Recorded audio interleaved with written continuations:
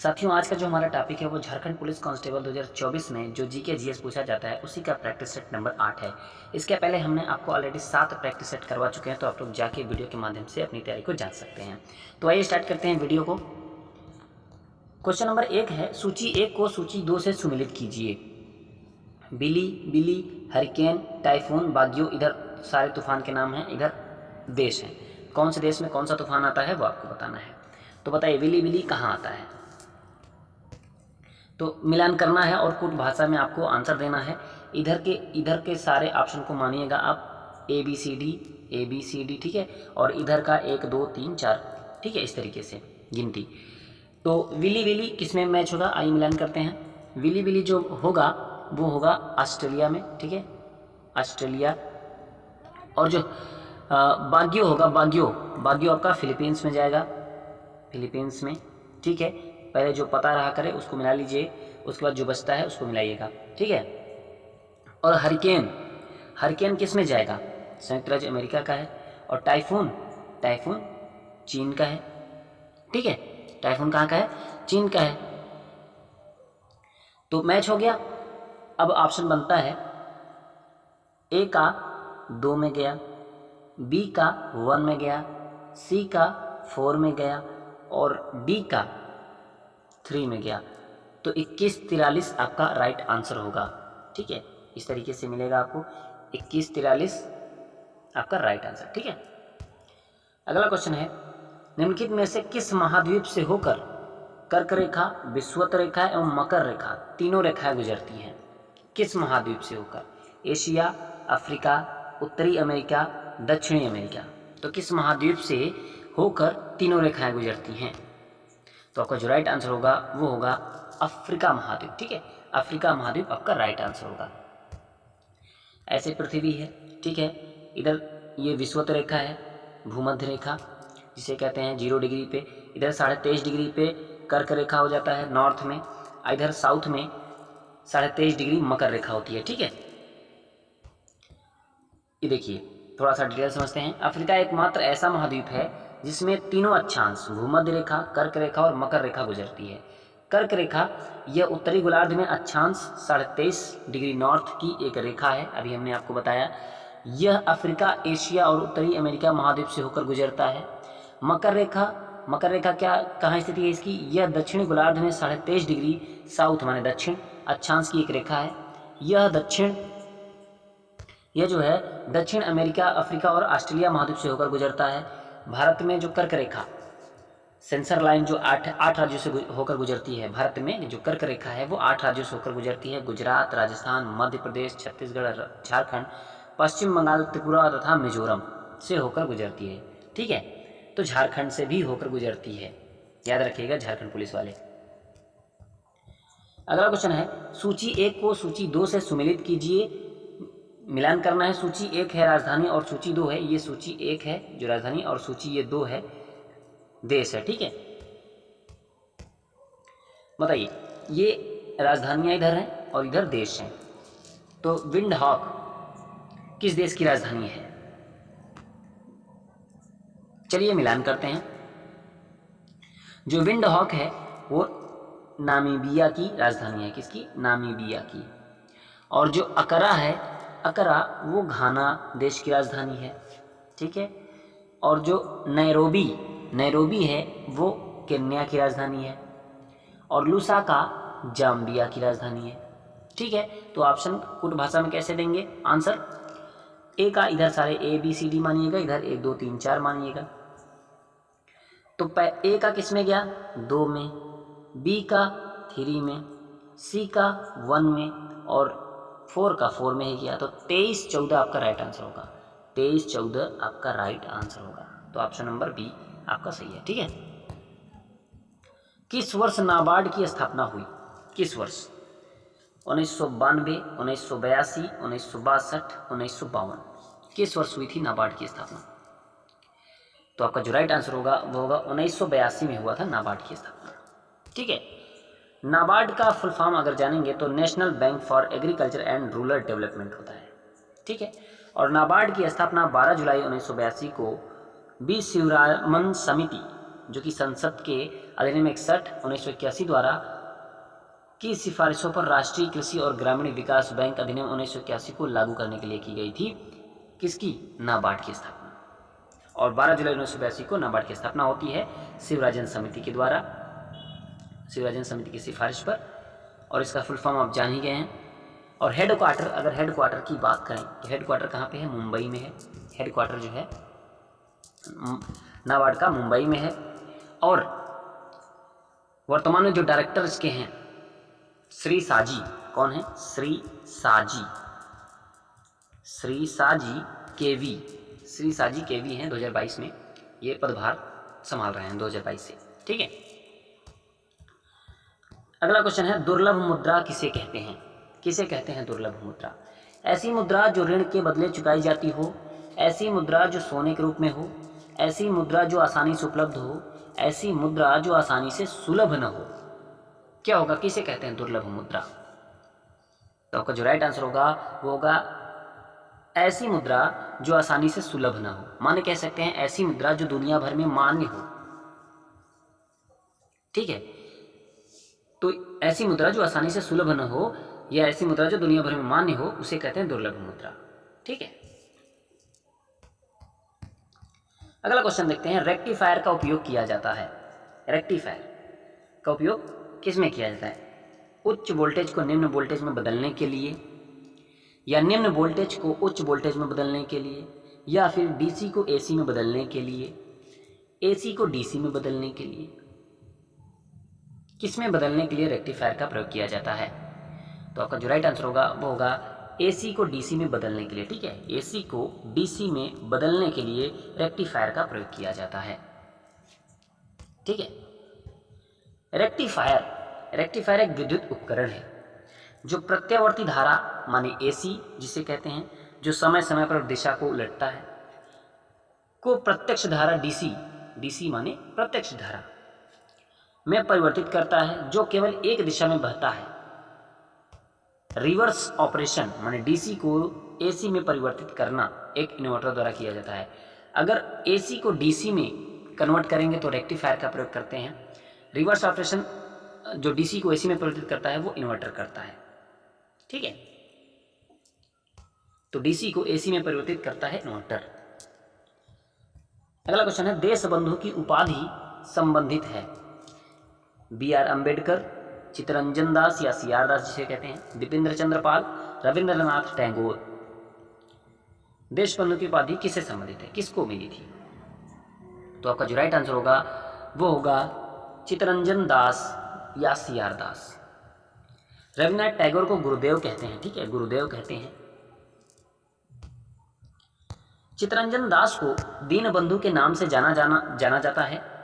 वह एक स्वतंत्रता सेनानी थे और मूल रूप से पश्चिम बंगाल के रहने वाले थे। वह स्वराज पार्टी के संस्थापक सदस्यों में से एक थे। वह अनुशीलन समिति से जुड़े थे। तो कौन सी समिति से जुड़े थे? अनुशीलन समिति। और वह पश्चिम बंगाल के रहने वाले थे और उन्हें देशबंधु के नाम से भी जाना जाता है। ठीक है। अगला क्वेश्चन है रांची में जन्मी महिला खिलाड़ी दीपिका कुमारी किस एक खेल से संबंधित हैं? कुश्ती, तीरंदाजी, बेसबॉल, बैडमिंटन। किससे संबंधित हैं दीपिका कुमारी? तो आपका जो राइट आंसर होगा वो होगा तीरंदाजी से संबंधित है। किससे? तीरंदाजी से संबंधित हैं दीपिका कुमारी, जो कि इनका जन्म झारखंड के रांची जिले में हुआ था। ठीक है। झारखंड रांची की रहने वाली दीपिका कुमारी, जो कि पूर्व नंबर 1 तीरंदाज भी थी, तीरंदाजी खेलों से जुड़ी हैं। दीपिका ने 2010 में दिल्ली में आयोजित राष्ट्रमंडल खेल में 2 स्वर्ण जीते और दीपिका ने वर्ष 2012 में तीरंदाजी के लिए अर्जुन पुरस्कार और 2016 में पद्मश्री पुरस्कार जीता। तो दीपिका कुमारी ने एक बार तीरंदाजी के लिए ही अर्जुन पुरस्कार और 2016 में पद्मश्री पुरस्कार जीता है। ठीक है। अगला क्वेश्चन है रेमन मैग्सेसे पुरस्कार की स्थापना किस वर्ष में की गई थी? 1957, 1982, 1962, 1965। किस वर्ष की गई थी स्थापना रेमन मैग्सेसे पुरस्कार की?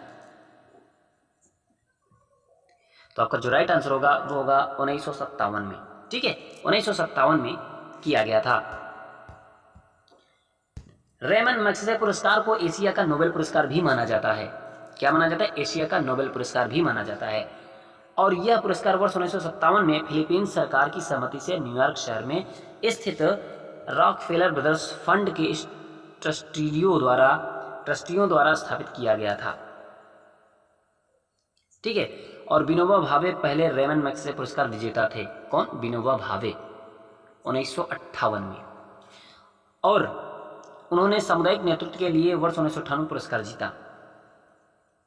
ठीक है, और 1965 में जयप्रकाश नारायण ने, और 2006 में अरविंद केजरीवाल, और 2019 की बात करें तो रवीश कुमार, रेमन मैग्सेसे पुरस्कार मिला था। ठीक है, अगला क्वेश्चन है सुमिलित करने वाला क्वेश्चन है। सूची 1 है नर्तक और सूची 2 है शास्त्रीय नृत्य। आपको मिलान करना, इधर आपको ABCD मानना है। ये वाली लाइन ABCD और ये वाली लाइन 1 2 3 4, हमेशा आप इतना करिएगा। आइए मिलान करते हैं। जो मृणालिनी साराभाई हैं वो किस नृत्य से संबंधित हैं? तो वो हैं भरतनाट्यम से हैं। और मालविका सरकार किससे संबंधित हैं? कथक से हैं। और राधा रेड्डी कुचिपुड़ी में हैं। और इंद्राणी रहमान ओडिसी में हैं। ठीक है, तो अब आइए कूट भाषा में आंसर देने का प्रयास करते हैं। तो A का 2 में गया, B का 1 में गया, C का 3 में गया और D का 4 में गया। तो 21 34 आपका राइट आंसर होगा। आइए देखते हैं कौन सा ऑप्शन है। 21 34 ऑप्शन नंबर A आपका राइट आंसर होगा। ठीक है, अगला क्वेश्चन है कर्क रेखा निम्नलिखित में से किस देश से होकर गुजरती है? कर्क रेखा उत्तरी सूडान, चाड, माली, यमन, किस देश से होकर गुजरती है? तो आपका जो राइट आंसर होगा वो होगा माली से होकर गुजरती है। ठीक है, कर्क रेखा जो कि विषुवत रेखा 0 डिग्री पे, कर्क रेखा नॉर्थ में 23.5 डिग्री और 23.5 डिग्री साउथ में मकर रेखा होती है। ठीक है, तो कर्क रेखा कितने देशों से होकर गुजरती है? तो टोटल 16 देशों से होकर गुजरती है। ठीक है, कौन कौन से वो 16 देश हैं आइए जानते हैं। कर्क रेखा 16 देशों से होकर गुजरती है। अल्जीरिया, नाइजर, लीबिया, मिस्र, सऊदी अरब, संयुक्त अरब अमीरात, ओमान, भारत, बांग्लादेश, म्यांमार, चीन, ताइवान, मैक्सिको, बहामास, मारिटानिया और माली। ठीक है, तो ये 16 देशों से होकर गुजरती है कर्क रेखा। ठीक है, अगला क्वेश्चन देखते हैं। 1986 हम्पी के स्मारक जो यूनेस्को की विश्व धरोहर स्थलों की सूची में शामिल थे निम्न में स्थित है। जो हम्पी है वो कहाँ स्थित है? महाराष्ट्र में स्थित है, या कर्नाटक में है, या तमिलनाडु में है, या फिर केरल में है? किस राज्य में है हम्पी? तो आपका जो राइट आंसर होगा वो होगा कर्नाटक में है। ठीक है, कर्नाटक में है।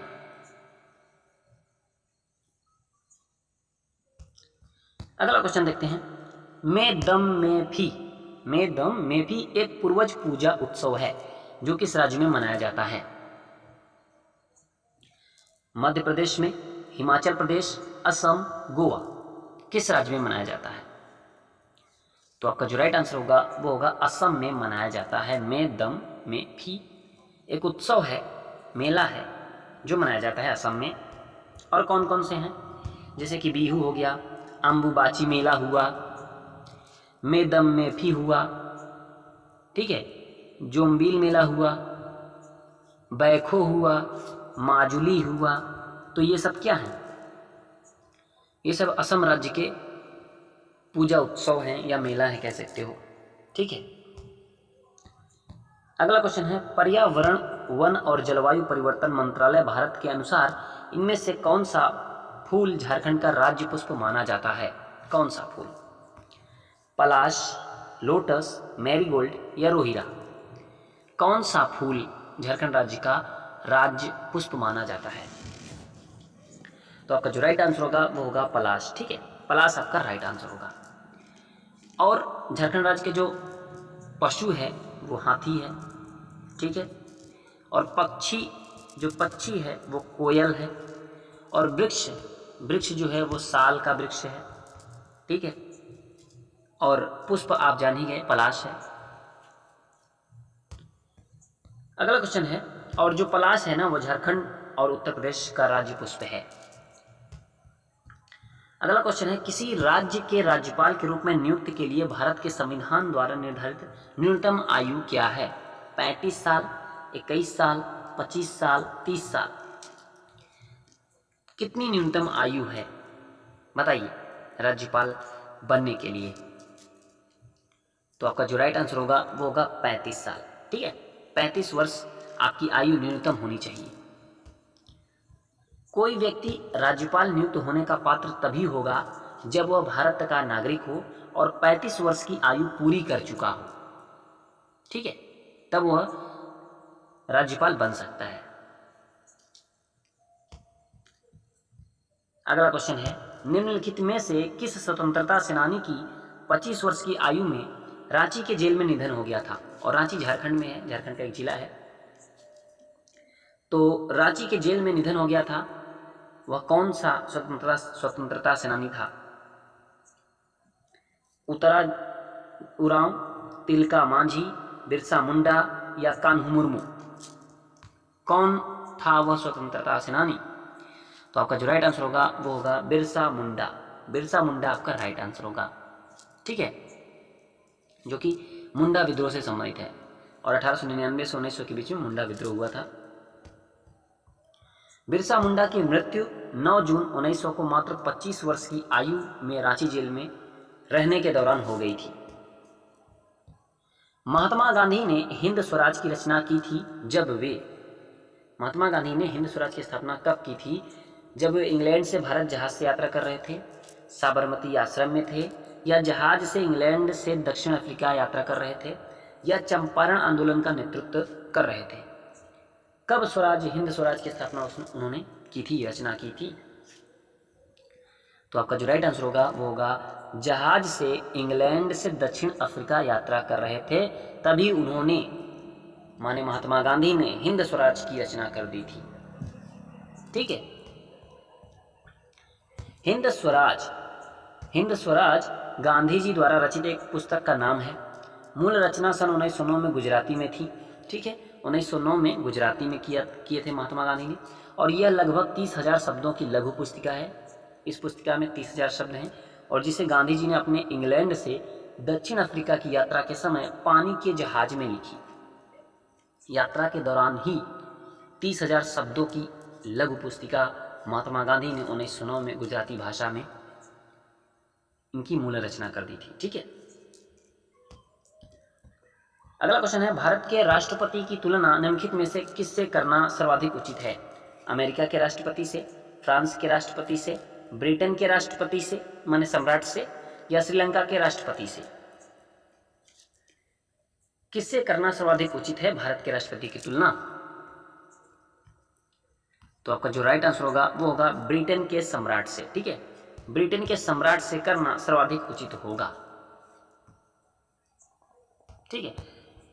भारत के राष्ट्रपति की तुलना मुख्य रूप से ब्रिटेन और जापान के सम्राट से कर सकते हैं।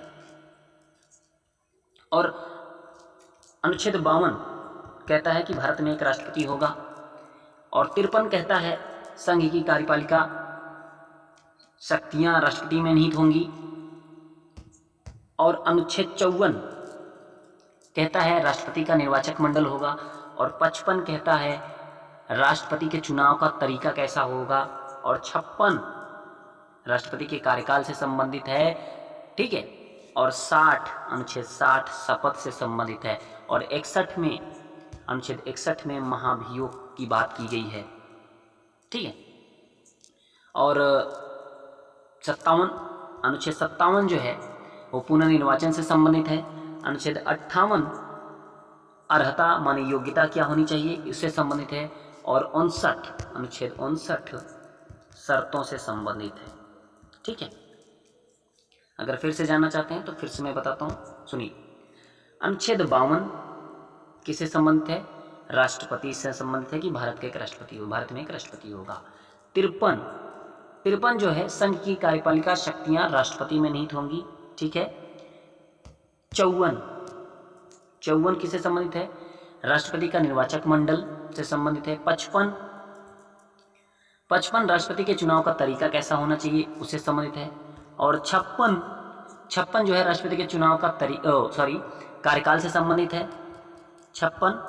और 57 पुनर्निर्वाचन कि राष्ट्रपति का पुनर्निर्वाचन कैसे हो सकता है। और अनुच्छेद 58 राष्ट्रपति की योग्यता की बात की गई है, अर्हताएं क्या क्या होनी चाहिए। और अनुच्छेद 59 में शर्तें क्या क्या शर्तें होनी चाहिए वो उससे संबंधित है। और अनुच्छेद 60 जो है वो शपथ से संबंधित है, राष्ट्रपति जो शपथ ग्रहण करते हैं। और अनुच्छेद 61 महाभियोग कैसे लगाया जाएगा राष्ट्रपति पर, वो सारी चीजें अनुच्छेद 61 में बताई गई हैं, ठीक है। अगला क्वेश्चन है 1920 के दशक में आदिवासियों का कौन सा आंदोलन गांधी के सत्याग्रह आंदोलन से जुड़ गया था? ताना भगत आंदोलन, कोल आंदोलन, संथाल आंदोलन, खेरवार आंदोलन। कौन सा आंदोलन से जुड़ गया था बताइए? तो आपका जो राइट आंसर होगा वो होगा ताना भगत आंदोलन, ठीक है, ताना भगत आंदोलन।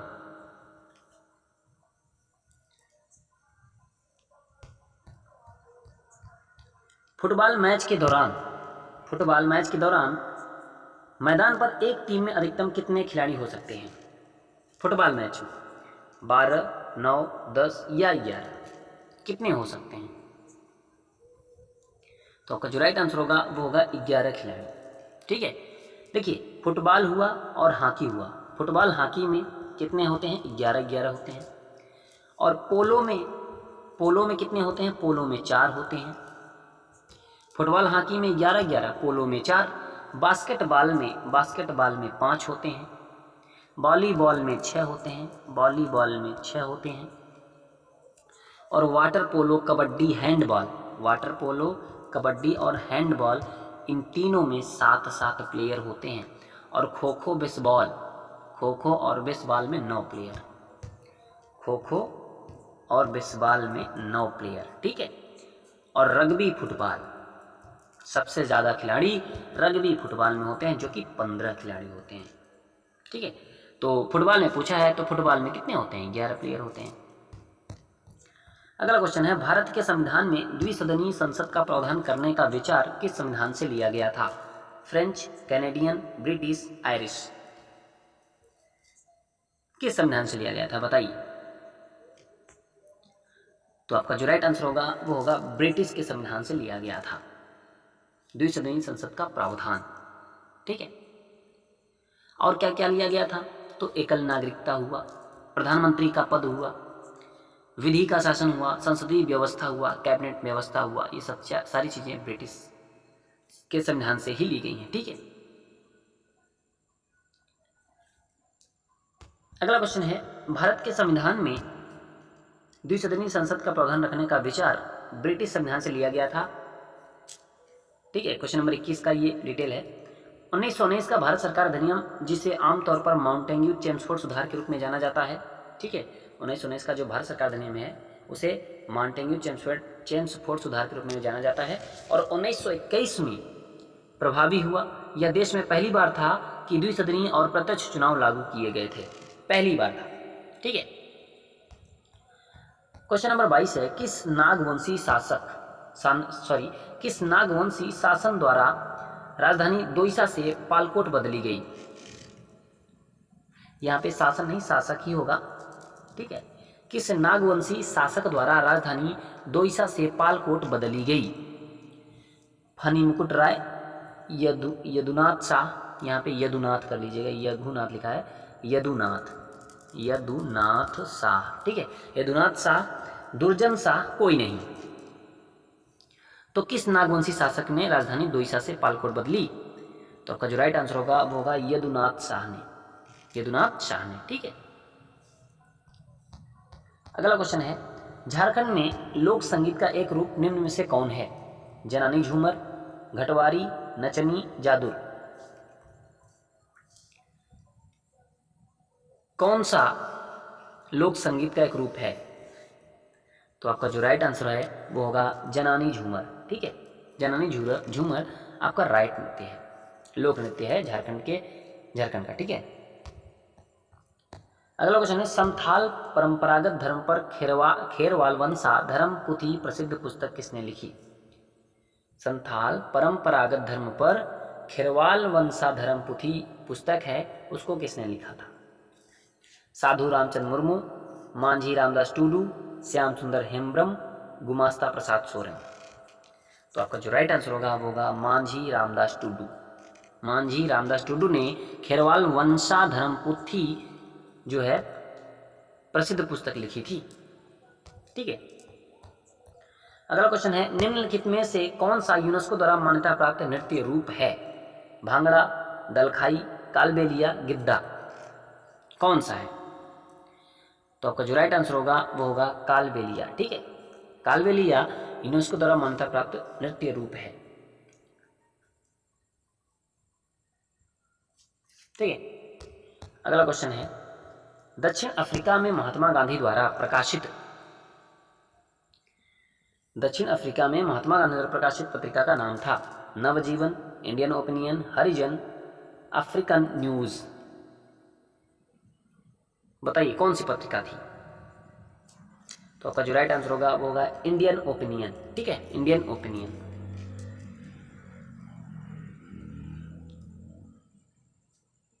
और जो महात्मा गांधी थे वो 1893 में दक्षिण अफ्रीका गए थे। ठीक है, 1893 में, और 1894 में नटाल इंडियन कांग्रेस की स्थापना होती है, और 1906 में गांधी जी ने फर्स्ट सत्याग्रह किया था, और महात्मा गांधी 9 जनवरी 1915 को भारत आए थे। दक्षिण अफ्रीका से भारत आए थे 9 जनवरी 1915 को गांधी जी, और गए थे 1893 में। ठीक है, अगला क्वेश्चन है संयुक्त राष्ट्र संघ की स्थापना किस वर्ष में की गई थी? 1943, 1945, 1944, 1946, किस वर्ष में की गई थी? तो आपका जो राइट आंसर होगा वो होगा 1945 में संयुक्त राष्ट्र संघ की स्थापना किया गया था, जिसे UNO भी कहते हैं। ठीक है,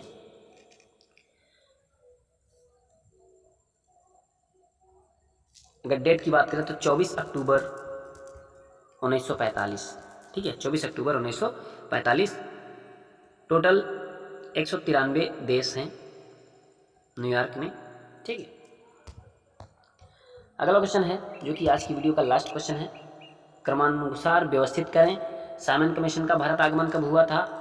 असहयोग आंदोलन कब हुआ था? पुना पैक्ट, गांधी इरविन पैक्ट। जो भी सन याद रहेगा तो आप कर जाएंगे क्वेश्चन को। पहले कौन सा क्रम में कौन आया था, पहले कब हुआ था, कौन बताना है। तो साइमन कमीशन का भारत आगमन कब हुआ था, आए जानते हैं। तो 1928 में साइमन कमीशन का भारत आगमन हुआ था। और असहयोग आंदोलन कब हुआ था? 1920 में। और पूना पैक्ट 1932 में हुआ था। ठीक है, और गांधी इरविन समझौता यानी पैक्ट 1931 में। अपडेट आपको सारी पता चल गई। 1928 साइमन कमीशन का भारत आगमन, असहयोग आंदोलन 1920, और पूना पैक्ट 1932, और गांधी इरविन समझौता 1931। तो चलिए बताइए, क्रमानुसार व्यवस्थित करना है। तो पहले आपका आएगा 1920 वाला, माने असहयोग आंदोलन। ठीक है, पहले 2 आएगा। फिर आपका 1928 साइमन कमीशन भारत आगमन। ठीक है, उसके बाद 31, फिर 32 माने गांधी इरविन पैक्ट, फिर पूना पैक्ट। तो आपका जो आंसर होगा, पहले तो आपका आएगा 2 असहयोग आंदोलन था 1920, फिर 1 साइमन कमीशन 1928, फिर पूना गांधी इरविन समझौता 214, फिर आया था पूना पैक्ट 1932 3। तो 2143 आपका राइट आंसर होगा। और डेट सबको पता ही, डेट फिर से बता दे रहे हैं। साइमन कमीशन का भारत आगमन 1928, असहयोग आंदोलन 1920, पूना पैक्ट 32, और गांधी इरविन समझौता 31। ठीक है, तो आपका जो राइट आंसर होगा वो होगा 2143। ठीक है, 2143। तो ये थे टोटल 28 क्वेश्चन। 28 क्वेश्चन में आप कितने कर पाए हैं कमेंट जरूर करिएगा और बताइएगा कि आपके कितने क्वेश्चन सही हुए हैं। अगर वीडियो पसंद आई हो तो एक लाइक और चैनल को सब्सक्राइब जरूर करिएगा साथियों, और अपने दोस्तों तक शेयर जरूर करिएगा। तब तक मिलते हैं हम आपके साथ अगली वीडियो में।